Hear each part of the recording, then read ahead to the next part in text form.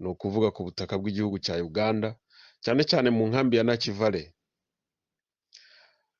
Ndababurira kuko hari ibyiciro bitatu by'abantu by'abahutu n'inyokomutu bo mu Rwanda bagomba gushimutwa no kwicwa. Icyiciro cya mbere ni abitwa abakire cyangwa se abatunzi, abanyamafaranga bafite ubutunzi. Icyiciro cya kabiri ni abize mu Rwanda mbere ya 1994, abafite ukuntu bafite agatekerezo k'abantu kandi bigaragara ko bize icyo gihe, bivuga ngo hari icyo bazi ku byabereye mu Rwanda, abo bagomba kwicwa. Icyiciro cya gatatu ni abademobu, baba ba fare, baba banyuze mutobo, baba ba RDF, ariko bose badakorana na leta y'indatwa za Kagame na Kaguta, ni ukuvuga badakorana na DMI na CMI. Icyo cyiciro nacyo bagomba gushimutwa no kwicwa. Inama itegura ubwo bwicanyi rero nk'uko ejo bundi nabibabwiraga, iri joro yarayibaye ibera mu gice gituwemo n'abanyamurenge, ngo nahitwa ngo ni Nyarubugo, mu kibuga, ahantu hari ikibuga. Mu bitabiriye iyo nama harimo umumotari witwa Viseni alias Gasongo. Umumotari cyangwa se Gasongo uwo nguwo atwara moto n'ubundi yaguriwe na DMI, agaparika mu gice cyitwa Somali. Iyo nama kandi yari irimo umucuruzi witwa Claude, ubwo ari mu nkambi ya Nakivale, muramuzi. Ndetse hakaba n'umuhungu wa Dodo, wa Colonel Twahirwa Dodo, wari umaze iminsi asirisimba mu kabari k'uwitwa Dismas. Umuhungu wa Dodo nawe ari muri uwo mugambi wo kwica abantu, abahutu n'inyokomutu bo mu Rwanda bari ku butaka bwa Congo, ndetse akabifatanya na muramu wa Kayumba Nyamwasa, Frank Ntwari. Uyu mugambi kandi wabanje kujya utegurirwa mu manama bitaga ngo ni ugukaraba intoki. Iyo bagushimutaga cyangwa bakwicaga bavugaga ngo baje gukaraba intoki.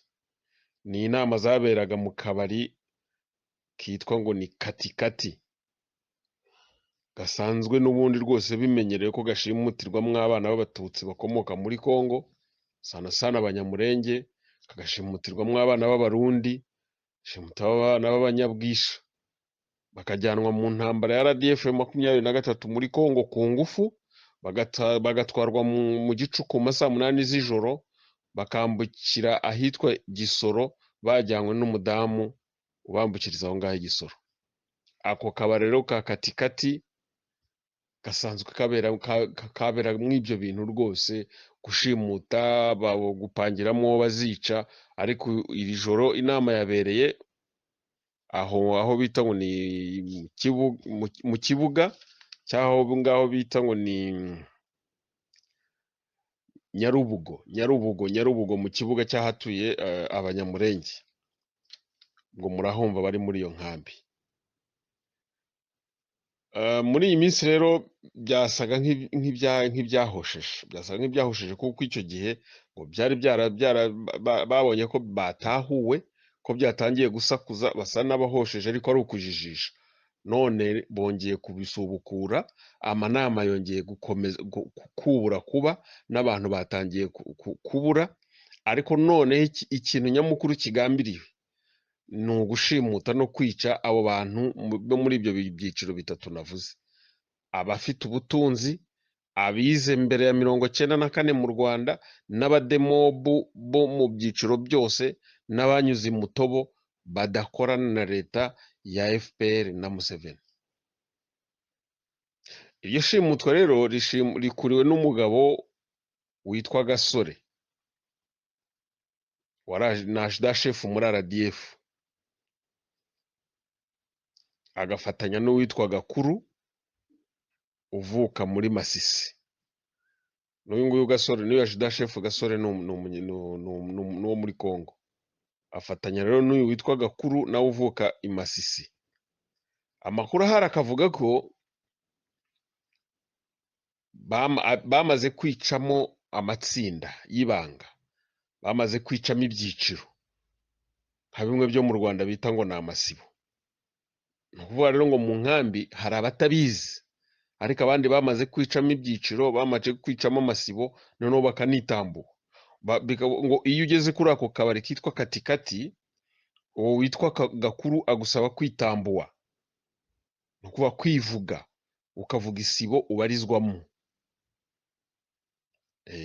Isibo ubarizwamo hari nk'iyitwa ngo ni umoja wetu. Iyo agusabye kwisobanura rero, ubwo urumva iyo utabashije kwisobanura ahita amenya uwo uriwe. Kuri ako kabari gashimutirwaho abantu kitwa katikati. Ni ukuvuga ngo abahutu n'inyokomutu bari ku butaka bwa Uganda mwitonde.